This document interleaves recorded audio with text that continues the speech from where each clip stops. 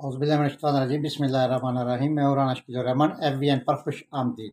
नाजरीन, कल सदर आरफ अलवी साहब ने आसमा शिराजी को एक इंटरव्यू दिया है और मज़े की बात, आसमा शिराजी ये वही हैं जिनको PTI के सोशल मीडिया ने जिस दिन से अदम एतमाद आई है, बल्कि उससे पहले भी और उसके बाद भी आसमा शिराजी की इंतहाई ज़्यादा इनके साथ ग़लाज़त बकी गई, इनको बुरा भला कहा गया। मतलब कि जो कुछ आसमा शिराजी के बारे में कहा गया PTI के कारकुनों की तरफ से, उनकी सोशल मीडिया टीम की तरफ से, और उसी आसमा शिराजी ने सदर पाकिस्तान आरफ अलवी साहब से इंटरव्यू लिया है, जो कि PTI के एक इंतहाई अहम एक सीनियर उनके रहनुमा भी रहे हैं। लेकिन इस वक्त वो सदर पाकिस्तान हैं और सदर पाकिस्तान ने एक मेरिट पे बात करनी होती है और हत्तल वसा कोशिश होती है कि जो इस सीट पर पाकिस्तान की जो सबसे बड़ी सुप्रीम सीट पर बैठा हो, वो आदमी कभी झूठ नहीं बोलेगा। ये उसकी सीट का तकाजा है। तो नाजरीन, कल उनका इंटरव्यू में कहना था कि इमरान खान के खिलाफ अमरीकी साजिश से मुतफिक नहीं सदर आरफ अलवी, कि मैं जो अमेरिका ने, खान साहब ने कहा कि जी अमेरिका ने मेरे खिलाफ साजिश की है, इस बात से मैं 200% मुतफिक नहीं हूँ। और इसका मतलब कि यह झूठ पर एक बयानिया बनाया गया है। जैसा कि शुरू में पहली एक ऑडियो आई थी बुशरा बीबी की, अरसलान बेटा इसको साजिश के साथ जोड़ दो, इसका जो टैग है वो साजिश के साथ जोड़ दो। इसका मतलब है कि आरफ अलवी इस बात पर मुतफिक नहीं हैं। और इमरान खान साहब 6 महीने से जो लगातार रियासत मदीना, बकौल उनके कि मैं रियासत मदीना बना रहा हूँ, और उसी रियासत मदीना में 6 माह से लगातार झूठ बोलते आ रहे हैं और अपनी मुख्तलिफ चालें खेलते आ रहे हैं, और वो खेल रहे हैं। इस खत को बयानिया बनाकर, इस साइफर का खत बनाकर अपनी मर्जी के कमेंट्स पास दिए आजम साहब ने, और उस कमेंट्स के ऊपर अब ये खेल रहे हैं, जो कि रुकने का नाम नहीं ले रहे। दूसरा, फौज को न्यूट्रल होना चाहिए। हटाए जाने पर इमरान खान मायूस, असेंबली में ना बैठने का फैसला खुद किया, मेरा मशवरा मुख्तलिफ था। आरफ अलवी साहब का कहना था कि जैसे ये हटाए गए, मेरा मशवरा ये नहीं था कि आप असम्बलियों से बाहर रहें, बल्कि मेरा मशवरा ये था कि आप असम्बली में बैठकर अपोजिशन करें। लेकिन मेरा मशवरा किसी ने नहीं माना। जाहिर है वो सड़कों में बैठ के अपोजिशन उन्होंने की है, जो कि एक इंतहाई मुल्क के साथ, मुल्क की माशियत के साथ, सियासी अदम इस्तेहकाम के साथ और पाकिस्तानी अवाम के साथ जुल्म हुआ है।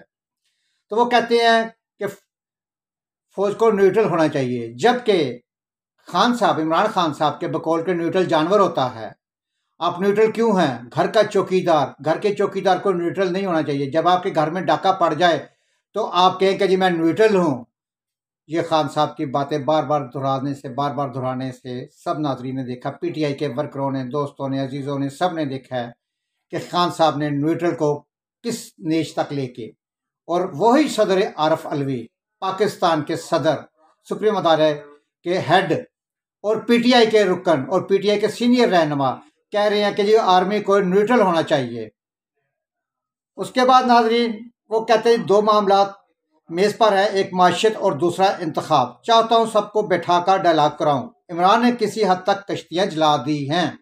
वो अपने PTI के चेयरमैन इमरान खान के बारे में कहते हैं कि उन्होंने अपनी कश्तियां जला दी हैं। अपनी बात का खुद जवाब दें, कि उनकी किसी बात का मैं जवाब नहीं दे सकता और ना ही मेरे पास है। इमरान खान साहब अपनी, मतलब उनसे सवाल किया गया जी इमरान खान साहब ऐसे ऐसे करते हैं, वो कहते हैं जी इसका जवाब आप इमरान खान साहब से पूछे, इसका जवाब मेरे पास नहीं है। चीफ जस्टिस साइफर की तहकीक कराएं, आर्मी चीफ तकर्रर और वसी मशावरत होता के इत्तफाक़ी राय से हो सके। आइन को कोई ज़बरदस्ती पामाल या मुअत्तल करे तो आर्टिकल 6 है। ये उनका बड़ा अहम बयान आया है। नाजरीन, आरफ अलवी साहब, इस इंटरव्यू के बाद आरफ अलवी साहब और PTI में दूरियां पैदा हो गई हैं। बहुत सारे PTI के वर्करों ने सोशल मीडिया पे आरफ अलवी साहब पे तनकीद कर रहे हैं, उनकी बहुत सारी ट्रोलिंग कर रहे हैं, जो कि एक गैर अखलाकी ये हरकत है मेरी नज़र में। लेकिन अब क्या करें, अब लीडर ही हैं जिदा होवे ते कथे हुण सोशल मीडिया की टीम की करेगी, या वर्कर या पार्टी वो की करेंगे।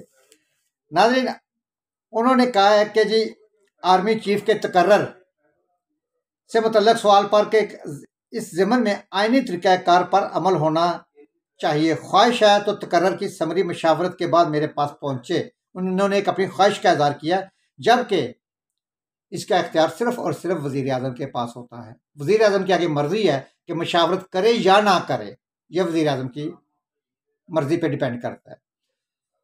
तो उसके बाद नाज़रीन ज़रा ये भी बताते हैं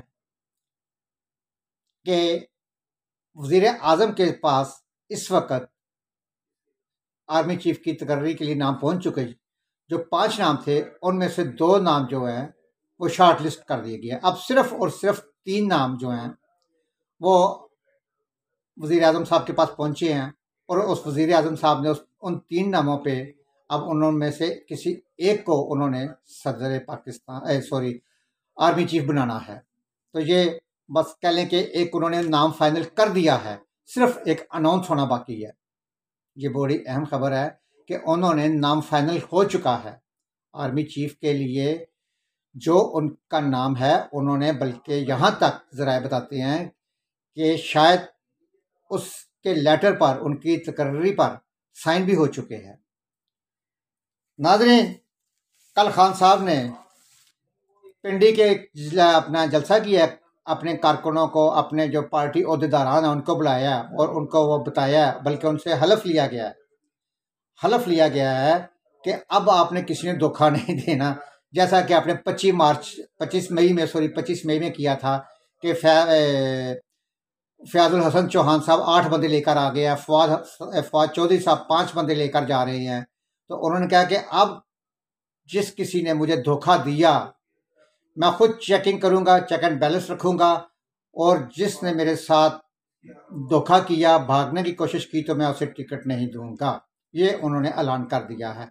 लेकिन ये जो जितने भी लोग हैं, खासकर ये MNA और MPs, मैं नाज़रीन आपको बताता चलूं कि ये लोग हवा का रुख देखते हैं। हवा का रुख देखते हैं कि हवाएं इस वक्त किस साइड पे चल रही हैं। कुछ तो MNAs की या MPs की मजबूरी होगी, जिस तरह फवाद चौधरी की मजबूरी है कि अब वो प्लेटफॉर्म चेंज नहीं कर सकते हैं। वो आखिरी ऑप्शन उनके पास PTI का है, इसीलिए वो PTI को वो हर तरह से सपोर्ट करते हैं, उनकी गलत बातों को भी सपोर्ट करते हैं, उनकी गैर अखलाकी बातों को भी सपोर्ट करते हैं, बल्कि गैर अखलाकी हद तक चले जाते हैं। इमरान खान को खुश करने के चक्कर में पठानों को क्या कहाँ से कहाँ पहुँचा दिया। पठानों के मतलब जो उन्होंने रिमार्क्स दिए हैं, इंतहाई सबने देखा और सुना, और उस वक्त यकीन करें कि पठान जो थे वो फवाद चौधरी को, मैंने ये कच सुना कि फवाद चौधरी अगर तू पठाना दे कोल आ जाए ना तो यकीन कर पठान तेनों दस देंगे कि पठाना की असलियत की है गई है खुदा, और पठानों से बच के रहना। ये फवाद चौधरी का था। फवाद चौधरी को पैगाम भेजा गया कि हम तो पठाना को बच के रहेगा।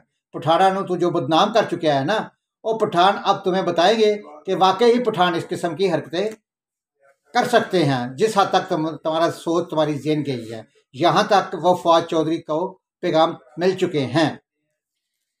तो नाज़रीन, उसके बाद PTI की लॉन्ग मार्च से आहनियात के साथ निपटने के लिए 41 करोड़ की ग्रांट मंजूर कर ली गई है।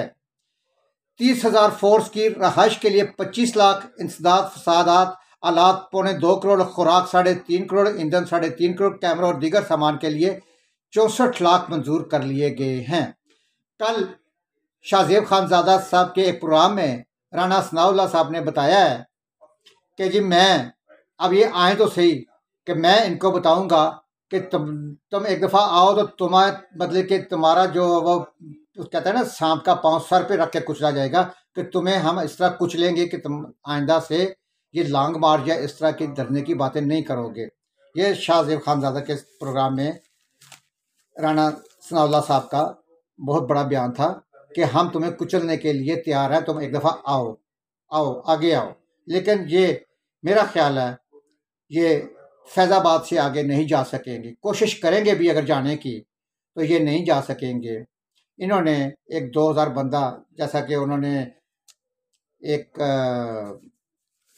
इस्लामाबाद में, सॉरी मैं नाम बोल गया, एक जहाँ पे 2000 बंदा सिमट सकता है वो हाल है। उन्होंने वहाँ पे अप्रूवल मांगी है कि जी मैंने 2000 बंदे के लिए वहाँ पे खिताब करना है। तो लेकिन हाई कोर्ट इस पे देख रही है कि ये 2000 बंदा, और ज़ाहिर है ये इन्होंने 2000 बंदा कोई आम आदमी नहीं होगा।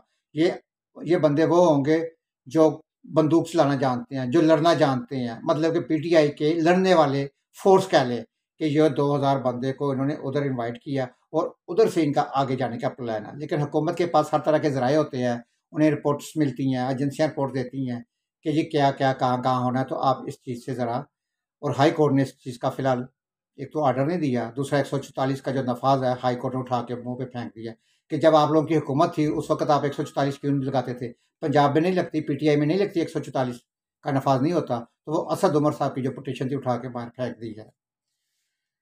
नाज़रीन, इस वक़्त डॉलर जो है, इसहाक डार, वाक़ई ही उसने आके अपना काम दिखा रहे हैं। वो आहिस्ता-आहिस्ता तरीके के साथ डॉलर को नीचे लेकर आ रहे हैं और तकरीबन 8 से 9 बैंकों ने 8 से 9 बैंकों में, जिसमें नेशनल बैंक है, एचबीएल है, मीज़ान बैंक है और दीगर बड़े बैंक हैं, जिन्होंने डॉलर के साथ, कह लें कि डॉलर के साथ एक खिलवाड़ किया है, डॉलर के साथ इस तरह का कारोबार किया, आम आदमी की समझ में नहीं वो आ सकता कि डॉलर के साथ उन्होंने खरबों रुपए कमाए हैं। अवाम को कुचुम्बर कर दिया, अवाम का कीमा बनाकर उन्होंने डॉलर के साथ खरबों रुपए कमाए हैं। ये है हमारे पाकिस्तानी बैंकों की हालत ज़ार कि वो नहीं देखते, अपना फ़ायदा देखा है। अवाम को उन्होंने कुचल के रख दिया कि जो डॉलर को एक दफ़ा ऊपर लेके गया है। लेकिन इसहाक डार ने उन बैंकों की, कह लें कि उन बैंकों को भी कुचलने का इरादा कर लिया और बैंकों को बल्कि कुचलते हुए नीचे जा रहे हैं। तो इंशाल्लाह हमारे मुल्क में इसहाक डार की शक्ल में कुछ ना कुछ इंशाल्लाह सूरत-ए-हाल अच्छी होगी। लेकिन पेट्रोल भी सस्ता होना चाहिए, डीज़ल भी सस्ता होना चाहिए और ख़ासकर रोज़मर्रा की जो अशिया हैं, ख़ासकर दालें, सब्ज़ियाँ, ये सस्ती होनी चाहिए। सब्ज़ी, यकीन करें कि इस वक़्त सब्ज़ी की जो कीमतें हैं वो आसमान को छू रही हैं। यार, सब्ज़ मिर्च क्या चीज़ है? शिमला मिर्च क्या चीज़ है? शिमला मिर्च इस वक़्त 600 रुपए किलो मिल रही है। सब्ज़ मिर्च इस वक़्त 400-500 रुपया किलो मिल रही है। इसहाक डार साहब, ये भी चेक एंड बैलेंस रखें कि इस वक़्त महँगाई में कमी नहीं आई, महँगाई बल्कि बढ़ रही है। अगर डॉलर नीचे आ रहा है, लेकिन महँगाई उसके साथ ऊपर जा रही है। इस पे आपने नज़र रखनी है। और नाज़रीन, नवाज़ शरीफ साहब उस वक़्त तक पाकिस्तान नहीं आएंगे, नहीं आएंगे, नहीं आएंगे, जब तक कि जो महँगाई है वो नीचे नहीं आती। और महँगाई को वो ये उस जगह पे लेके जाएंगे जहाँ पे पीटीआई छोड़ के गई थी। डॉलर को उस जगह पे लेके जाएंगे जहाँ पीटीआई छोड़ के गई थी। पेट्रोल और डीजल और गैस और बिजली की कीमतें वहाँ पर लेके जाएंगे जहाँ पर पीटीआई छोड़ के गई थी। हो सकता है कि पीटीआई की जहाँ छोड़ के गई उससे भी नीचे आ जाए। फिर नवाज शरीफ पाकिस्तान आएंगे। इसके लिए महीना लग जाए, 2 लग जाए, 6 लग जाए। इसहाक डार साहब को 8 महीने का टारगेट दिया गया अगले इलेक्शन तक कि 8 महीने, 6 से और 8 महीने आपके पास टाइम है। अगर 6 से 8 महीने में आप कंट्रोल करके चीज़ें वहाँ पे लेके आते हैं तो फिर पाकिस्तान में आऊँगा। अदरवाइज उन्होंने 3 चीज़ों पे वो अपना पहले डिपेंड कर रहे थे। एक तो उन्होंने अपनी बेटी को बचाना था, बेटी उनके पास पहुँच गई है। अब उनकी सियासत है और दूसरी मुल्क की माशियत है, मुल्क पाकिस्तान, अपनी जमात को बचाना था और तीसरा पाकिस्तानी अवाम के लिए। देखते हैं वो अपनी जमात को बचा पाते हैं या पाकिस्तान की अवाम को बचा पाते हैं। ये डिपेंड करता है उनकी टीम पे और इसहाक डार पे, जो कि उन्होंने एक स्पेशल पाकिस्तान एक अपना नुमाइंदा भेजा कि जाके चीज़ें कंट्रोल करके आओ। नाज़रीन, इस प्रोग्राम के साथ इजाज़त दीजिए। अल्लाह सुब्हान तआला हमारे मुल्क में हमारी अवाम के लिए आसानियाँ पैदा करे और हमारे 22 करोड़ अवाम पे अल्लाह पाक रहम करे और कोई ऐसा हुक्मरान आ जाए, कोई ऐसा हुक्मरान, झूठ बोलने वाला हुक्मरान ना हो, लारे लप्पे लगाने वाला हुक्मरान ना हो, ख्वाब दिखाने वाला हुक्मरान हो। वो ख्वाह नवाज शरीफ हो, वो ख्वाह शहबाज शरीफ हो, वो ख्वाह इमरान खान हो, ख्वाब ना दिखाए, ख्वाब ना दिखाए। ना हकीकी आज़ादी के, ना 22 करोड़ 1 करोड़ नौकरियों के, ना 50 लाख घरों के, कोई इस तरह की ख्वाब ना दिखाए। अब ये हकीकी आज़ादी एक ख्वाब है, ख़त का बयानिया एक झूठ है, जिसे सदर आरिफ अलवी साहब पीटीआई के सीनियर रहनुमा ने माना है कि अमरीकी साजिश एक झूठ है, साइफर एक झूठ है, साइफर एक साजिश का बयानिया घड़ा गया है।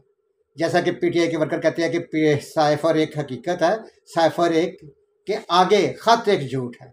इजाज़त दीजिए, अल्लाह हाफ़िज़।